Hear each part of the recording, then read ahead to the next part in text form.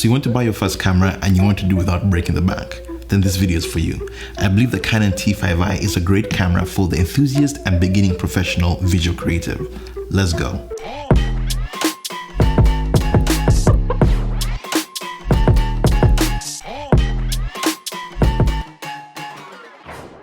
Mujibare, my name is Kajumba and I provide mentorship for the creative disciple. Today we're looking at a camera for the photo or video enthusiast or even the developing professional.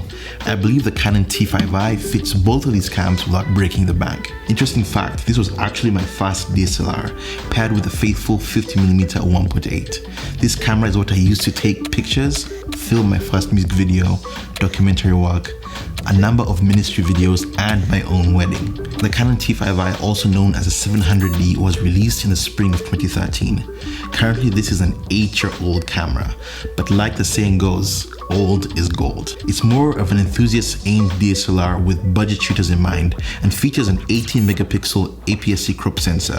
For those Nikon shooters, this camera is equivalent of a D3200. This camera has the continuous shooting speed of 5 frames per second, which is plenty for capturing subjects in motion. At this speed, it can deliver 30 JPEG images or up to 6 RAW images before slowing down.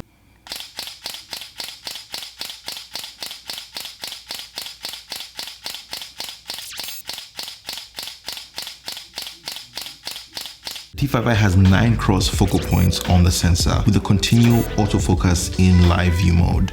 That means you can use the screen to focus while it's on. It has a 3-inch articulating touch LED screen, which comes in handy when you're shooting in some random angles. Now this camera also shoots video. It can film in 1080 HD up to 30 frames per second and 720 HD in 60 frames per second. You can actually still capture pictures with this as you're shooting video, which I wouldn't recommend because you will actually skip a few frames when you do that. Do this only if you have to. That 60 frames per second also allows you to get smooth slow motion in post.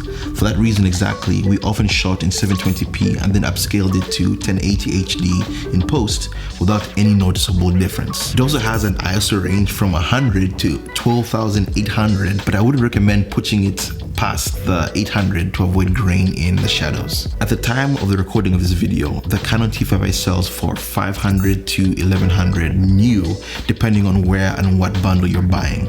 However, I always recommend buying camera gear secondhand, and you can find the T5i for as low as $250 on eBay, mbp.com, and a few other places online. In the near future, I might do a video on how to buy secondhand gear, and if that will be of value to you, let me know in the comments below. Now, since I got this camera, there have been a few out there that compete for the ease of use, specs, and pricing categories. One of those being the Canon SL3, coming in at 500 or so used, and even the $700 to $1,000 range new. The SL3 can film 1080 60 frames per second, which the T5i does only in 720p.